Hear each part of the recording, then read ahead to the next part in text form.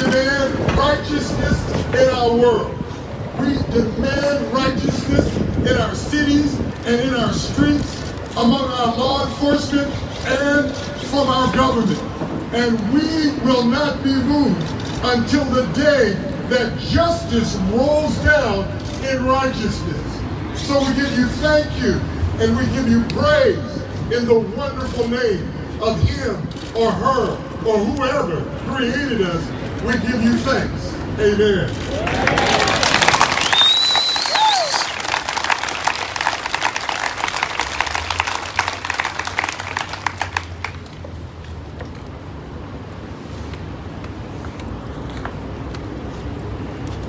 An elegy for George Floyd.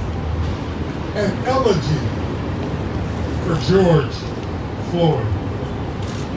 My fellow citizens, in the immortal words of the late great Martin Luther King Jr., we have come here today to dramatize a shameful condition. In essence, we have come here to recall that despicable horror of police brutality, namely the murder of another black man, George Floyd. George Floyd of Minneapolis, Minnesota.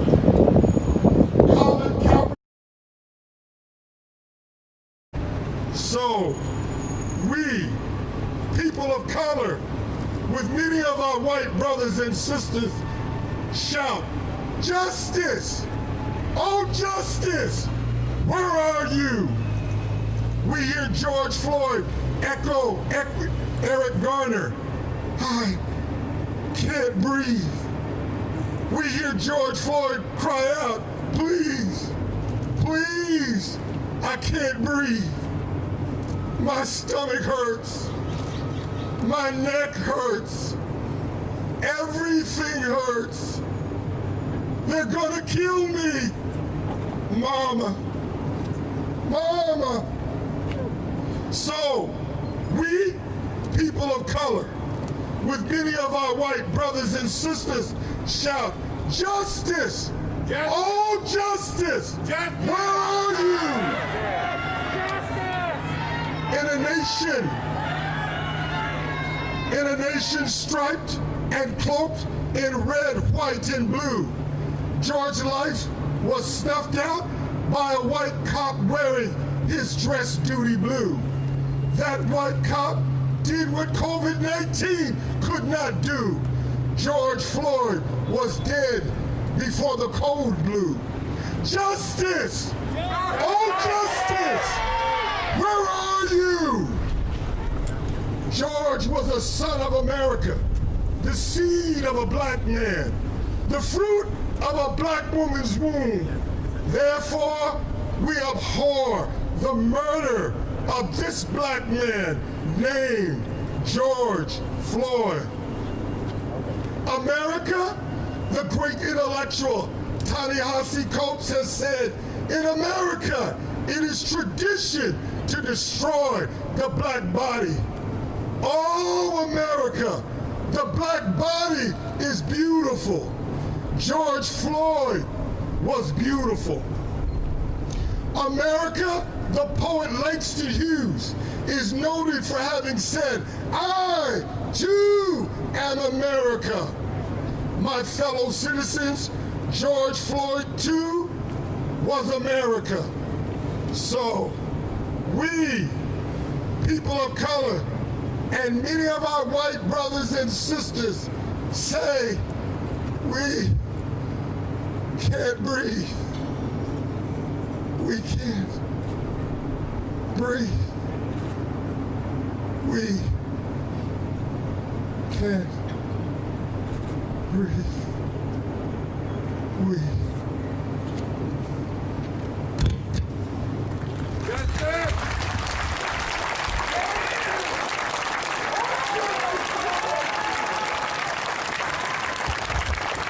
What do we want? What do we want? What do we want? What do we want? What do we want?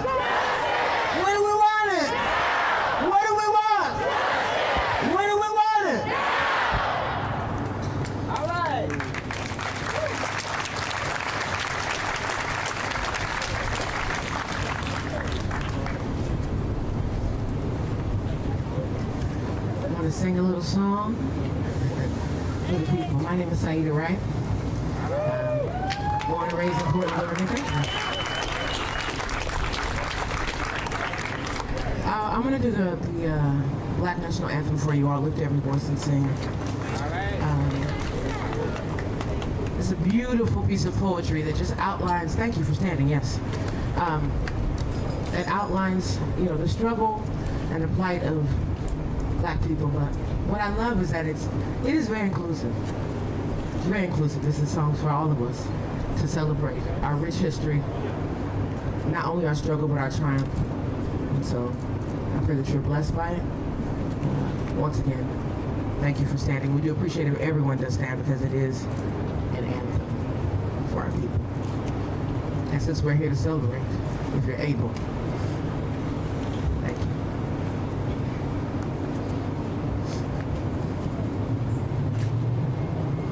Lift every voice and sing till earth and heaven ring with the harmonies of liberty. Let our rejoicing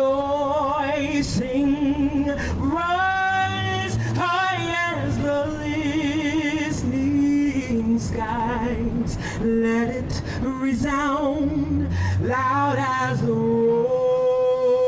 rolling sea.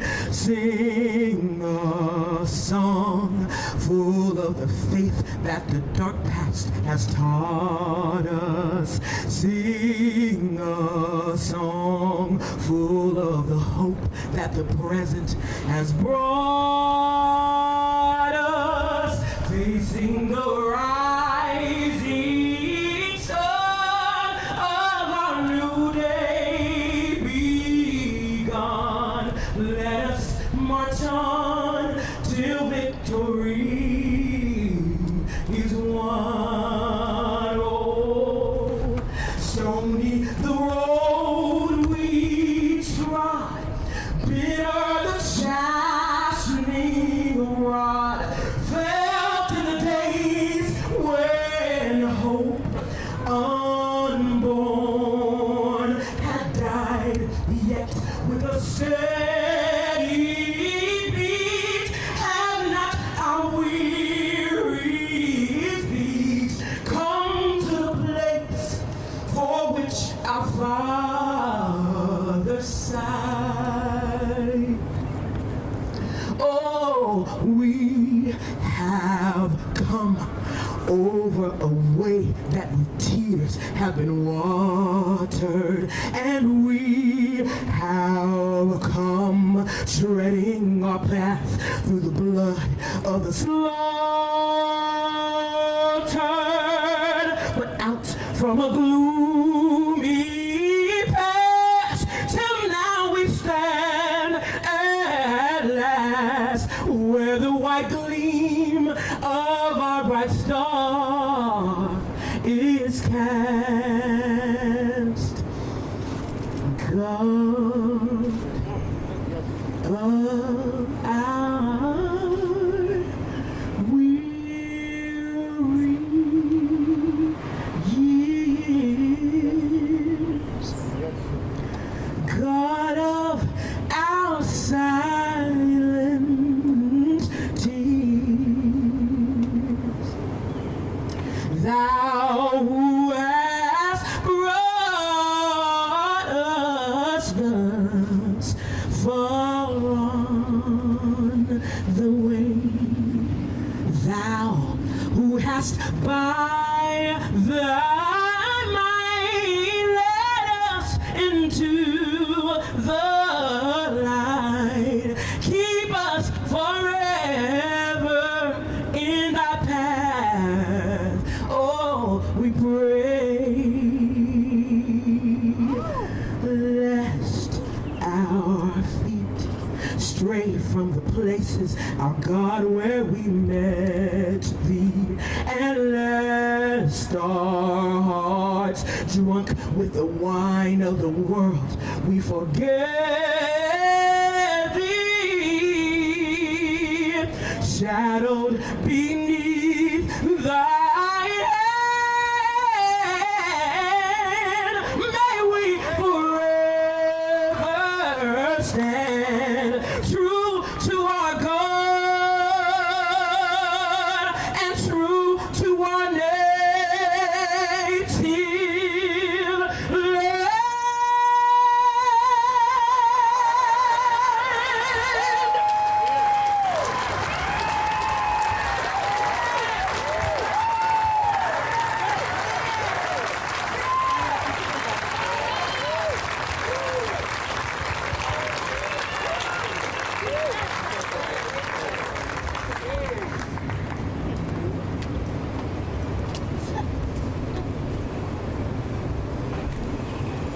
It would be my luck to have the honor of speaking with you after Saida sings. I have heard Saida sing the Black National Anthem because I can't speak. I apologize. I've heard Saida sing the Black National Anthem half a dozen times, at least. And it always brings tears to the eyes of folks in our audience, but this is the first time for me. But I knew the day would come, Saida. Your voice is beautiful, your power is beautiful, and the way that you set the tone in the moment is beautiful, and I appreciate you.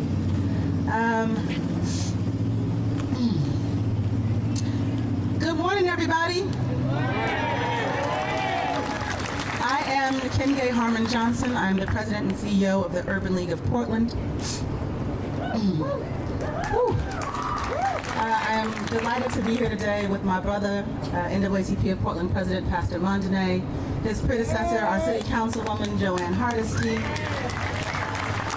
and my predecessors as CEO of the Urban League of Portland, Mike Alexander and Marcus Monday are also here. There are many other folks whose names I could call out, but I want you to know that the NAACP and the Urban League are here today. We are here today in unity and solidarity as we have been for so many years together.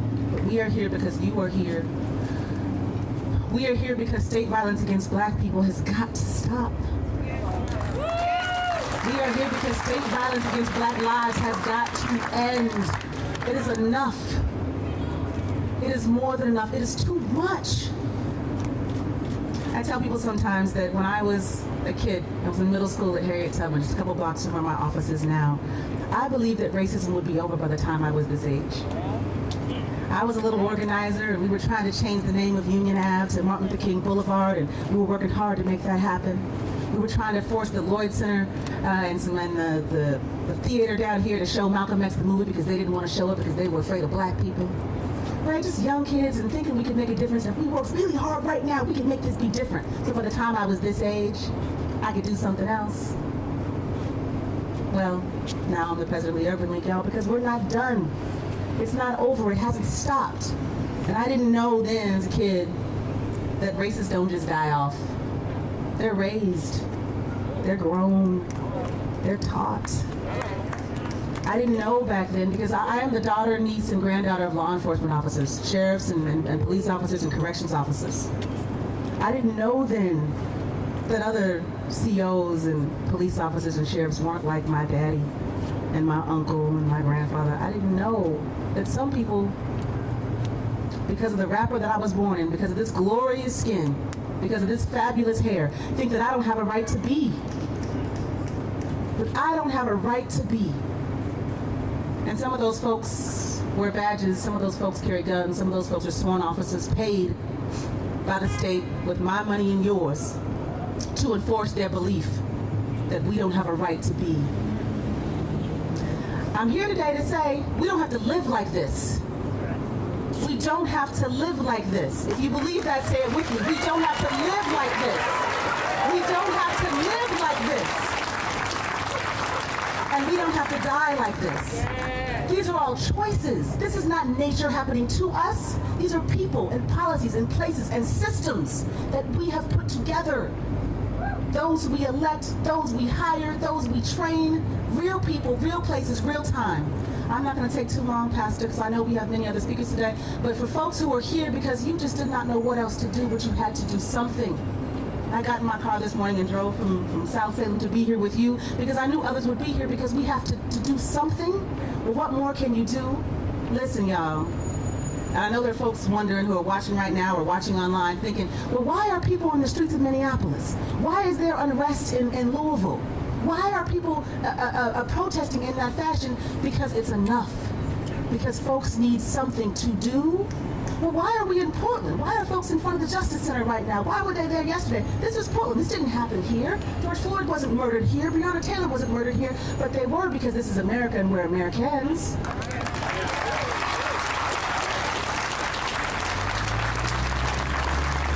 But also because it could have just as easily have been Portland. George Floyd could have been my neighbor. We know what West Lynn and the Portland Police, the Multnomah County DA did to Michael Flynn. You've read those stories. That could have been that brother. In fact, it was. But for the grace of God, he is still with us. So what can you do? The Portland Police are up for a new contract right now, y'all.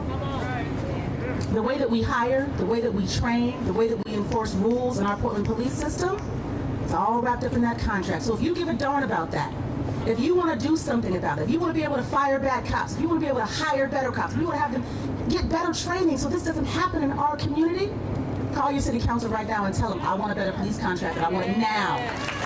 Call your mayor and tell them, you want a better police contract and you want it now. You want accountability. One word, we can create real justice in this community. Call your DA and tell him right now, not tomorrow, not later, because we don't have to live like this. We won't live like this. Say it with me, y'all. We will not live like this. We will not live like this. We will not live like this. Thank you so much for being here today.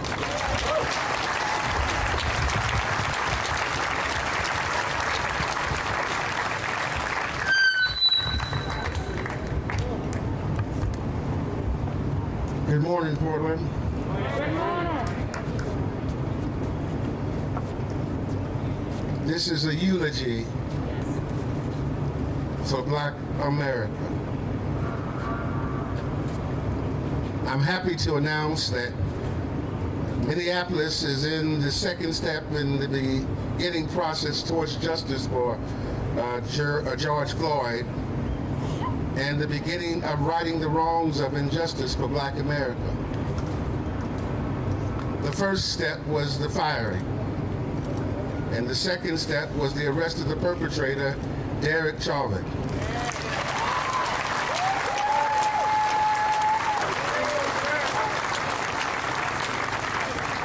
The third step is to arrest the accomplices, and the fourth step is the charge of murder.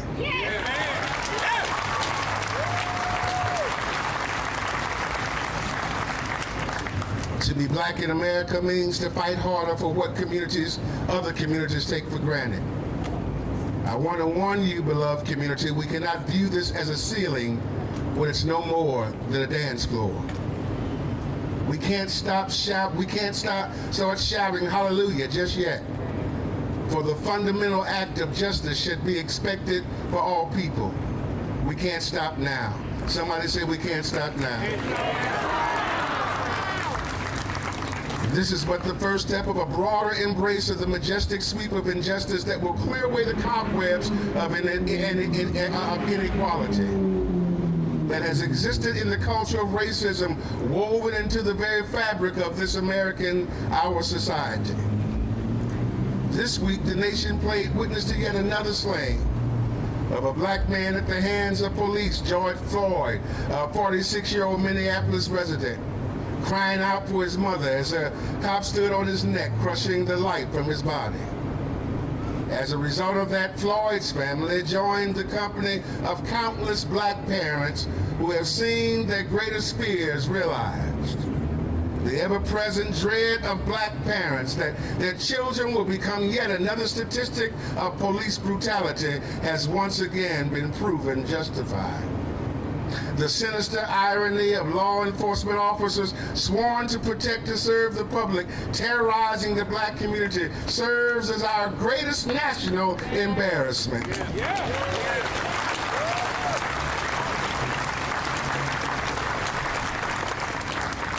If officers believe that they can kill our brethren without consequence, tragedies of this sort will continue to be visited upon our community. What happened to George just didn't happen per chance. This kind of disregard for human life doesn't just show up and begin to show out. That's right. That kind of contempt and disregard to humanity is birthed from social distancing oneself from the truth that all lives matter. Yeah. That heightened state of contempt comes from the consistency of non-consequence for egregious actions towards that which you perceive as insubordinate, that is here for your service and your pleasure. This kind of contempt grows into a demonstrable ideology that holds black people in contempt that demand that you do better. Say that. This kind of contempt can't be fixed by legislature. Oh yes, we need to lobby for better legislation. But this kind of change only comes from the people like you to wake up and see that what happened to Ahmaud Arbery, Breonna Taylor, and George Floyd happens a hell of a lot more than you're comfortable with seeing.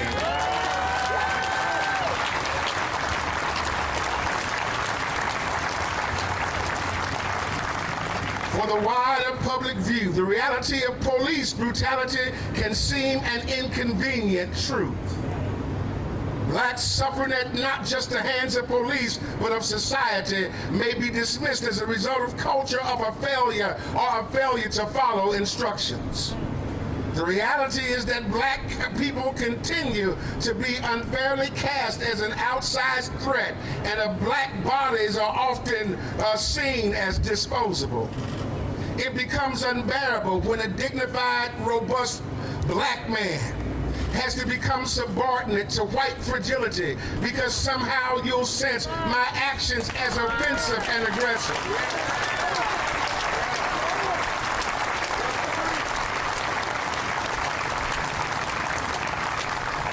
It's enraging when you see my motivation to be sinister and suspect due to the color of my skin. Well, Brother Martin's dream suggested that one day we judge each other by the content of our character and not the color of our skin.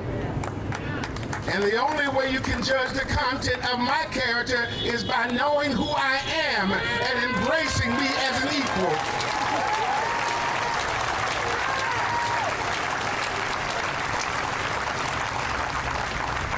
The reality of American racial justice has sparked rage that ripples throughout the black community all over these United States of America concerning crimes perpetrated against human beings under the rule of law, the venerated Constitution and Bill of Rights established.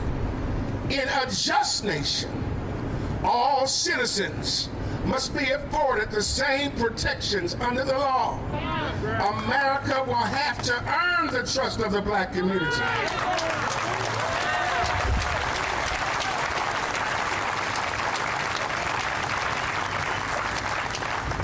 If we are to move forward together, you need to know who we are. And more than that, you need to know that this is our country.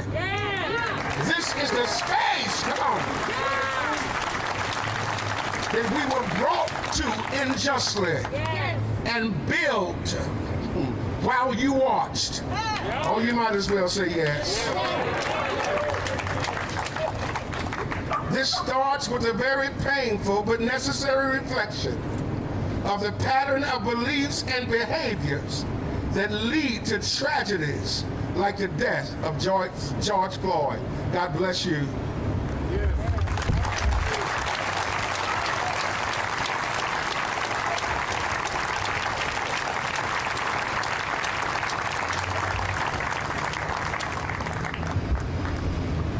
For those of you who don't know him, that was my holy brother, Pastor E.D. Mondane, the president of the NAACP, the pastor of Celebration Tabernacle Church, and the proprietor of Coshines. My name is Deborah Kolodny, and I'm the rabbi of Portland's Unshul, and I think that's the reason I was asked to speak today as a rabbi. And I want to just say that three of my colleagues are here, 4 rabbis are here today. If you're Christian and you know what it would mean for your pastor to walk away from his Pentecost sermon and his Pentecost service, today is Shavuot, which is our day of revelation, and we are here today to reveal the truth with all of you that justice cannot wait.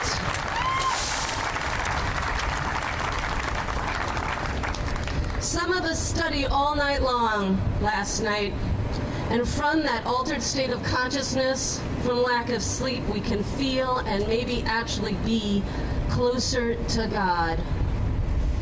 Today, as I stand in this liminal place where only the thinnest of veils separate me from the Holy One of Blessing, I contemplate the Jewish concept of Kabbalah ol Malchut Shemayim, not just receiving but accepting the yoke of heaven, which we understand as our obligation to follow the rules and laws of living, of right living, so generously offered us at Sinai.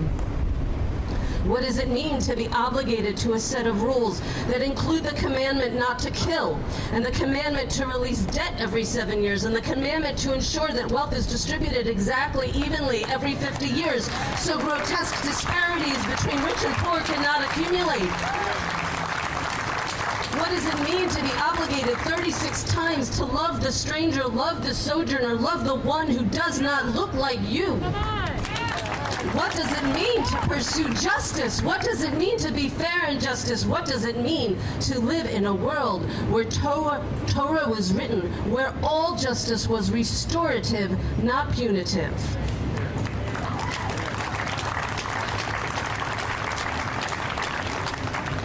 It means that we must rise up and say no to both citizen and state murder of our black neighbors.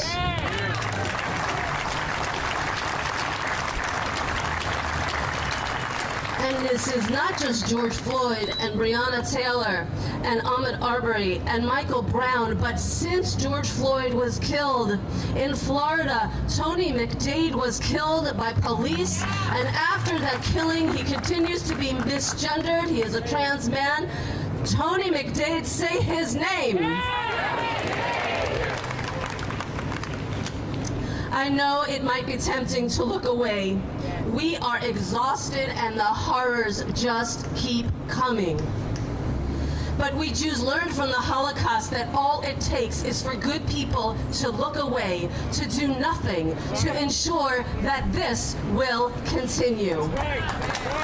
But that cannot be the way we live our lives today. That cannot be the way. Forgive my French, but this shit has got to end. Me. We must end. We must. The war on drugs. We must end. The war on sex work. We must end. The war on the houseless. We must end. The war on the mentally ill. We must end. Mass incarceration. We must end. Broken windows policing. We must end. The militarization of the police force. We must end. The war on black lives.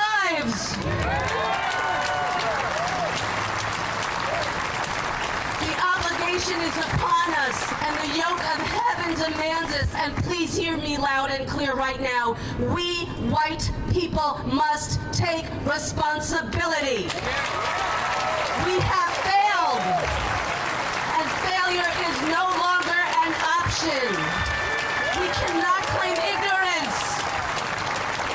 And if one more generation of black people has to live with the nightmare of citizen and state-sponsored lynchings, the collective sin on white people in this world might not be eligible for atonement anymore. For all we know, it's too late. It is upon us. It is upon us.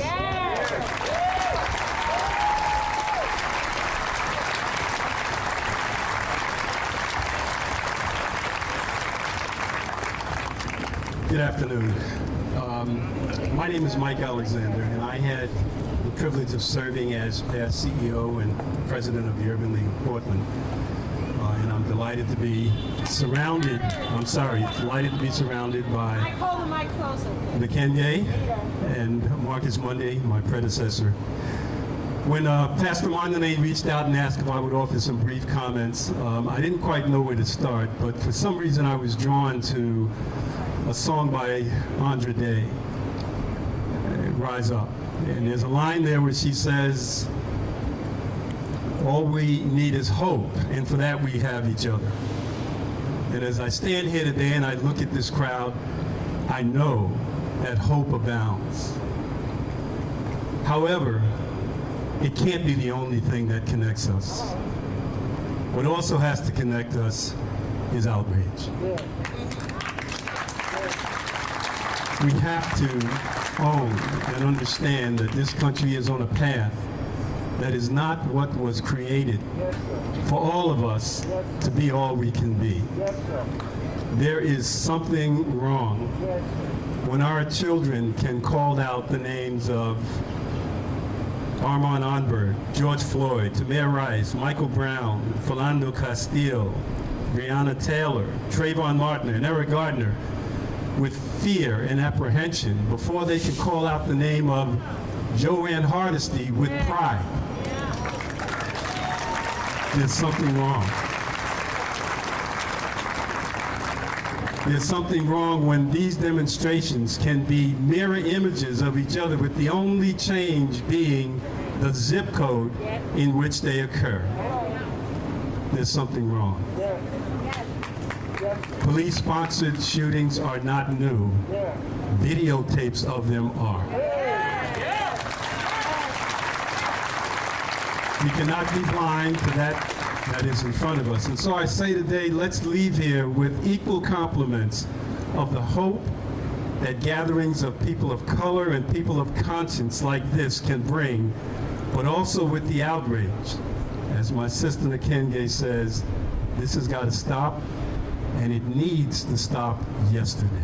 Thank you.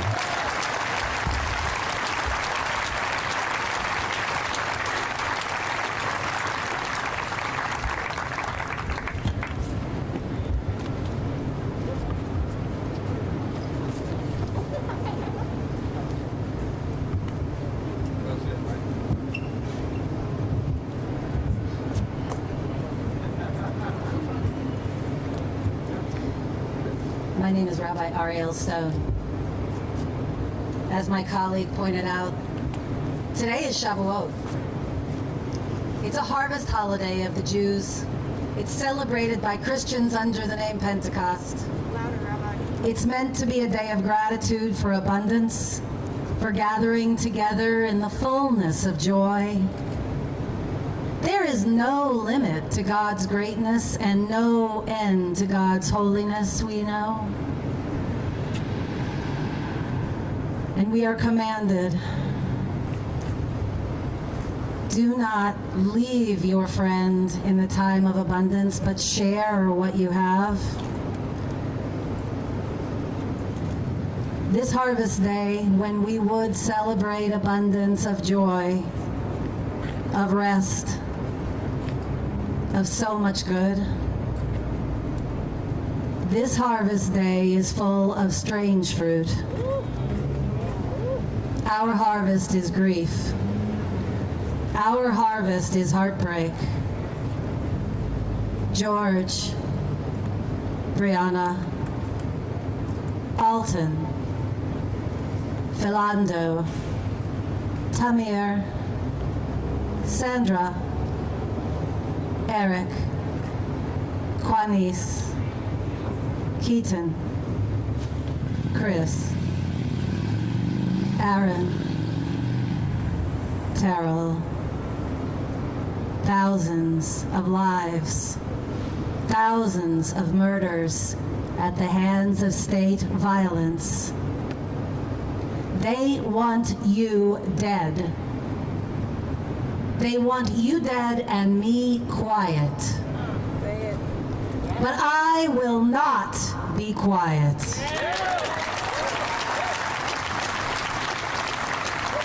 For the sake of Zion, I will not be silent. For the sake of Jerusalem, I will not be still, till our victory emerges resplendent, and the triumph of justice like a flaming torch. I will not be silent until justice bursts forth like mighty waves crashing against rock, and righteousness like a great flash flood, destroying any building, any institution that stands in its way.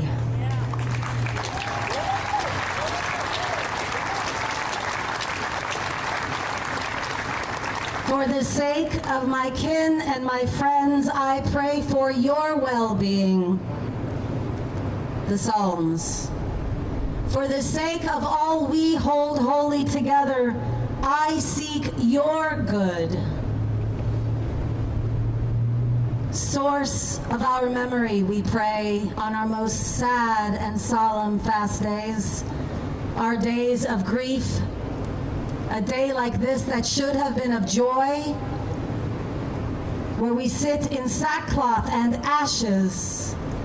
Source of our memory, we pray, let us pray together. Help us to remember in these terrible days how to build a good life. Source of our inspiration, help us to create relief and safety. Source of our support, help us help all to make a good living. Source of our lives, help us guard human rights for all. Source of our wholeness, help us to find our way past recrimination, guilt, and blame, and toward a world of peace and wholeness. May we gain it as we grant it. May we know it as we make it. May we see the better world that we insist upon the justice to summon. May we feel a sense of answer while we yet seek the question. Before we know we are asleep, let us awake. While we wander in this wilderness, let us hold up for each other the light of every precious soul. Black Lives Matter.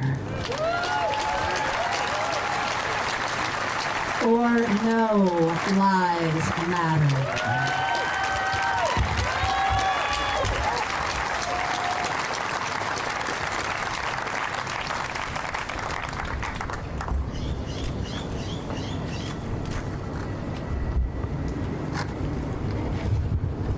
Good afternoon.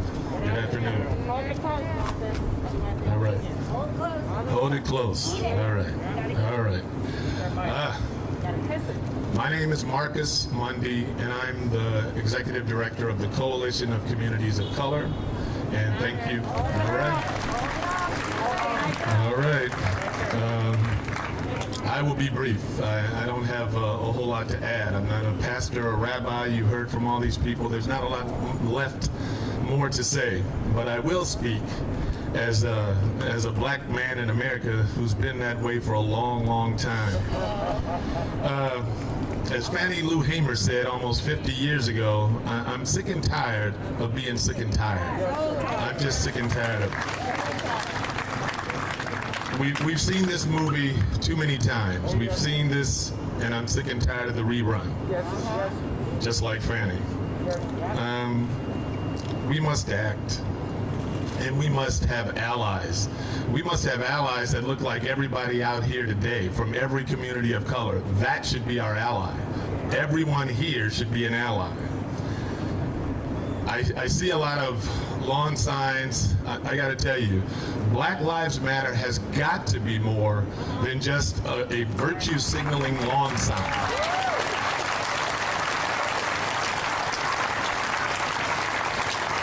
Black Lives Matter has got to mean something. You've heard them say it. All lives matter. Black lives, it's got to mean something. Dr. Dr. King, everybody's favorite quote, but the ultimate tragedy is not the oppression and cruelty by the bad people, but the silence over that by the good people. We need the silent to rise up. We need the silent among you to speak. We need to hear from the voices that do not hear. It can't always be just us. So, I encourage you to work with the NAACP, work with the Urban League, work with the Coalition of Communities of Color, work with Commissioner Hardesty in the city, work with Darrell Turner from the union, work with all the people that it will take to get Portland to be a safer place and to help make America a safer place. And so I'll just close. I had a couple of scribbles here, but I'd just like to say, on behalf of all the black men in America, my uncles, my brothers, my predecessors, my father and grandfather, my son, please, please, please stop killing us. Let's start there. Thank you.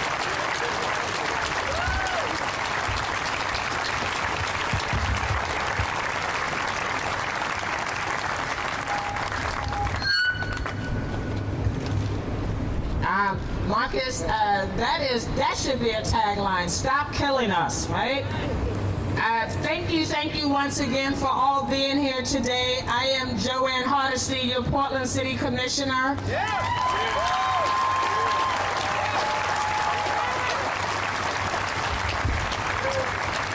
I am humbled each and every day by the privilege of representing you and your voice on Portland City Council. Because I have to say, it just didn't exist on the City Council before I got there.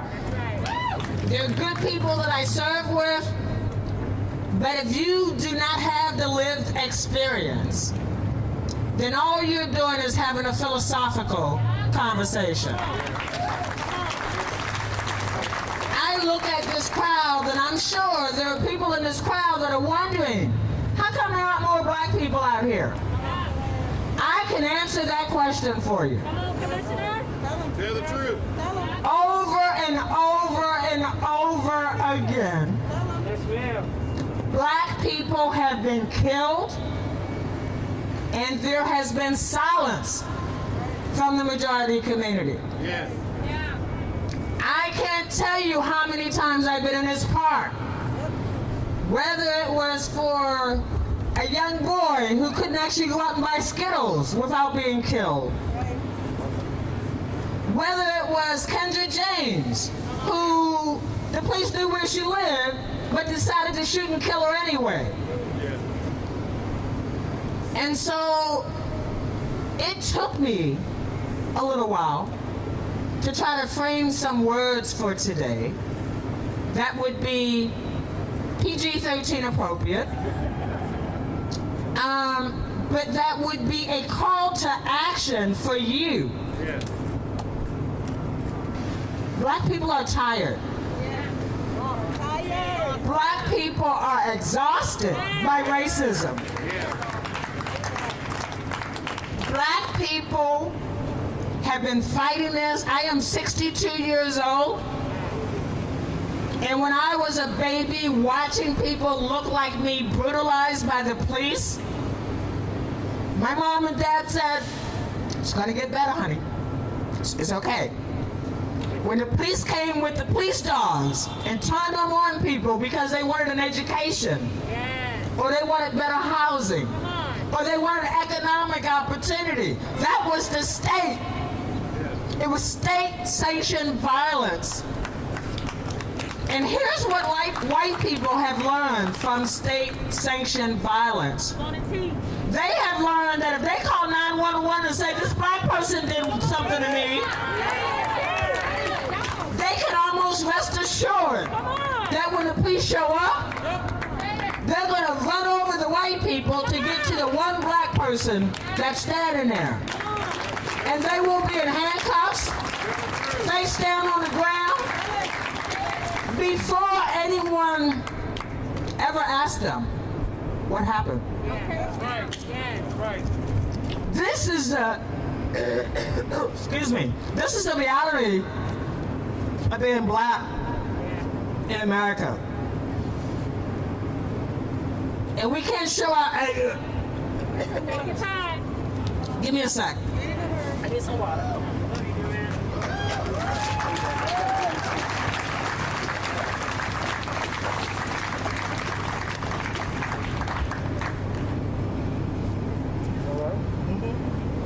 I'm okay. Come on, we need you. Take your time.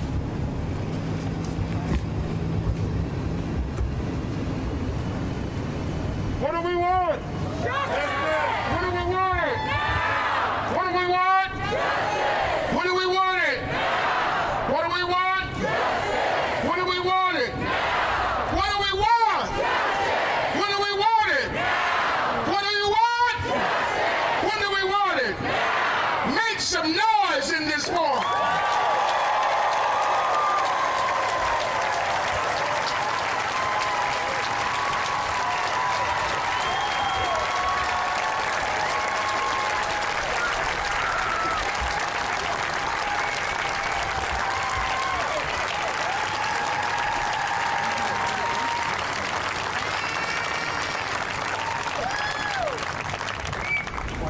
It is not incumbent of black people to deal with the problem of racism in our society. It's up to those that carry privilege. It's up, come on now.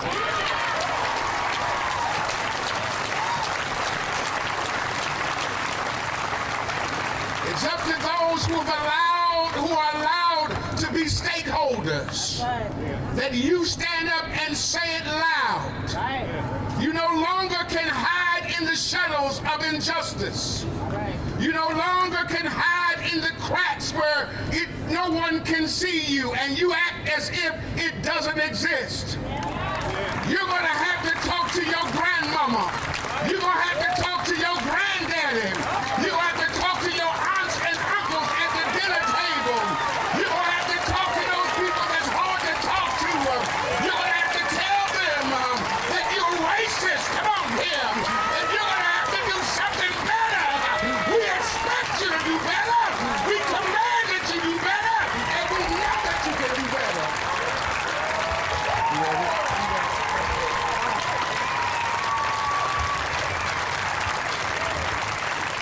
You know, I always get in trouble when I come to these rallies and I forget to eat, I forget to drink lots of water, and my people are always on my case about that. But I'm going to take care of me because I need to help take care of you, right? So let's see, where was I? So it would be easy for us today to say that this is a police problem. But I want to tell you that it is not a police problem. Police is a weapon, a tool that continues to be used to sacrifice black lives. It would be easy to say if we just train police better, black people wouldn't be dying every single day. Tell the truth. But that would be wrong. The reality is, it is that white America has accepted the fact that black and brown bodies are expendable. That in order for you to feel secure, you have been silenced while our bodies continue to pile up. So that is the reason there aren't more black people here today. Because we've seen the cycle. We've seen the cycle. So video. Take your time. Take your time. Take your time. I ain't gonna finish this if it kills me.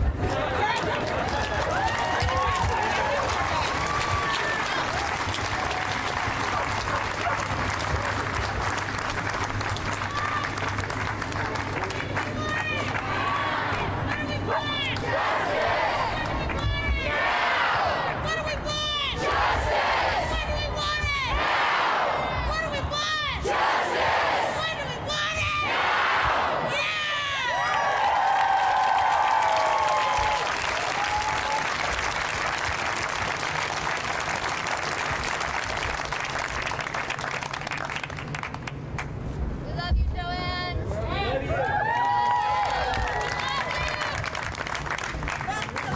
Now that we know, you can't say that you don't.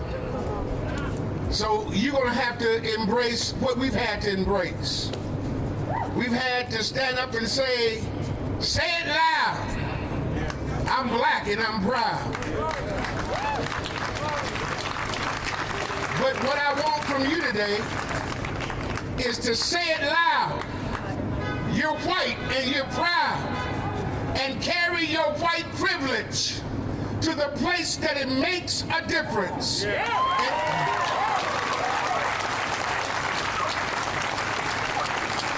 And not only that, you're going to have to make the declaration and stand up with your brothers and sisters and say, I'm not going to let nobody turn me around.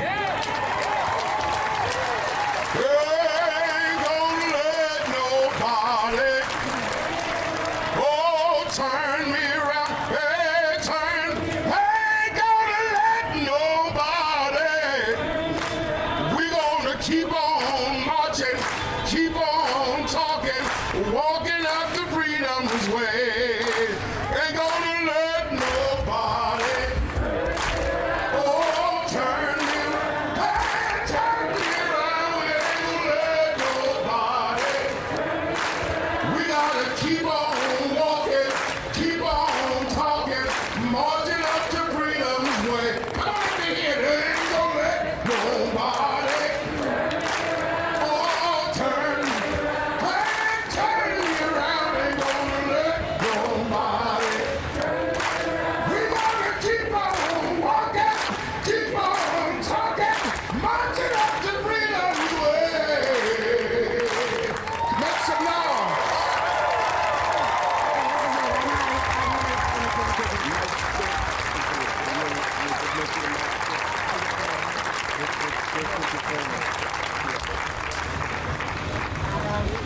Thank you, my community. I love you all. You know that. And so I'm going to wrap this up. So what I'm really saying is that police is a symptom of the problem.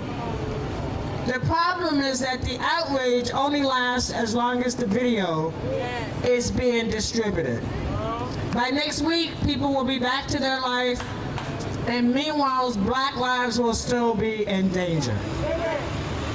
And what I need today is a commitment from people that don't look like me, that they will demand.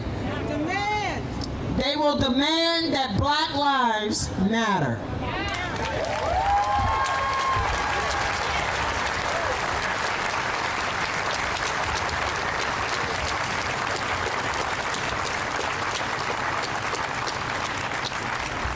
I was going to read a statement from the mayor, but I won't. Yes. I will post it. Yes. Take care of yourself. We need you. I'm going to go home. Yes.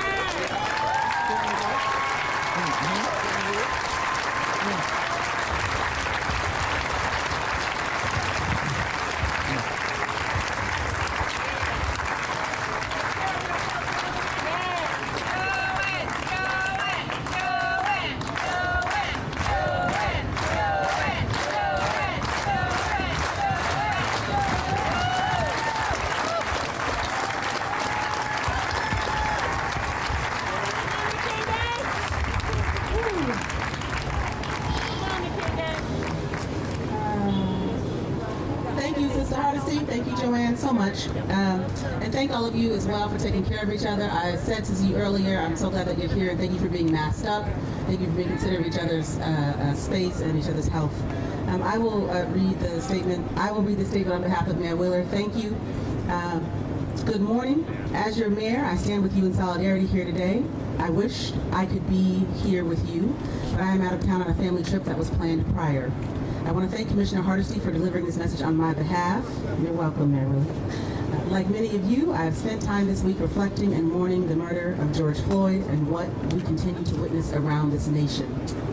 George Floyd's murder has weighed heavily on my thoughts, so has Breonna Taylor and Ahmaud Arbery and Atiana Jefferson. A disproportionate amount of our black friends and neighbors are systematically killed over and over again. I am tired.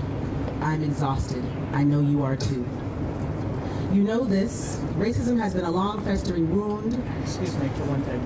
I know you guys want me to go home, but I want to acknowledge our new DA, Mike Smith, who's going to make an incredible difference in justice in Montgomery County. Love you, Mike.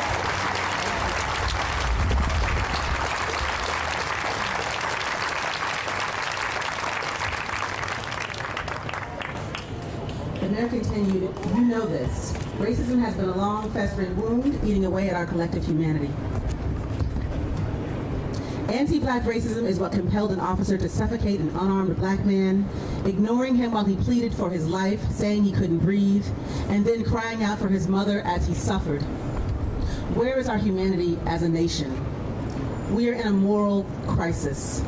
It will take a moral movement to reset the compass back towards justice. Mayor Wheeler continues, we need a moral movement that will include people from all walks of life, standing together and demanding change. This cannot rest on the shoulders of the black community alone. I stand with you in asking those in leadership positions, like my colleague Commissioner Hardesty and myself, to help us heal the soul of America by standing up against and changing immoral and inhumane policies that bring violence against the poor and vulnerable in our communities. These policies have impacted communities of color and specifically black communities for too long. We cannot be silent when injustices are done in our community that impact specific populations. I know we have more work to do. To the beloved community, I know we can be. It is going to take all of us working together and standing together. This is not the time to point fingers or to tear each other down, but to work towards healing our communities that have had to live through systematic racism and lose their daughters and sons too early. Again, I remind you, these are Mayor Wheeler's words. We have to do better. We have to be willing to stand alongside our black community and not just call out racism when we see it, but meaningfully take a stand against it. We have to be willing to interrogate our own biases and the ways in which we've been complicit in structuring of a society that makes black death routine. We all need to be on the front lines, as white people, as people of color, all of us, together. The black communities had to endure the devastation to their families for far too long.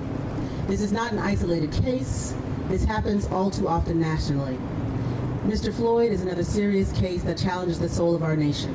There are many more names that we know of in recent history, but there are many more names and families impacted that we do not know of. The mayor closes by saying, enough is enough. Portland, let's move together, not one step back. We will rise together through this stronger. Yes.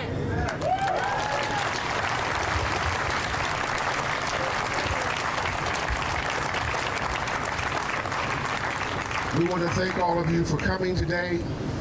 Feel free to join the NAACP. Yeah.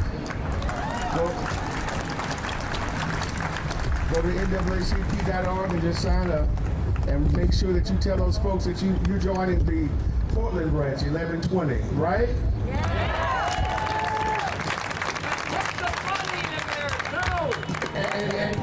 And put some money in there too. We're so grateful for all of our speakers, Nakinge Harmon Johnson from the Urban League, Michael Alexander, Marcus Mundy. You know who you are, Deborah Kolotny, Rabbi Ariel Stone.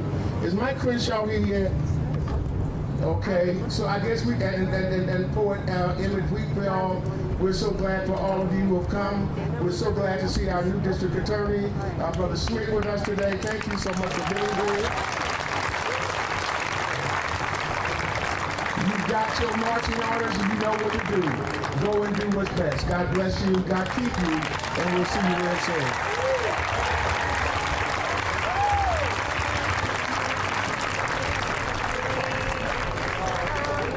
We shall not be moved just like a tree.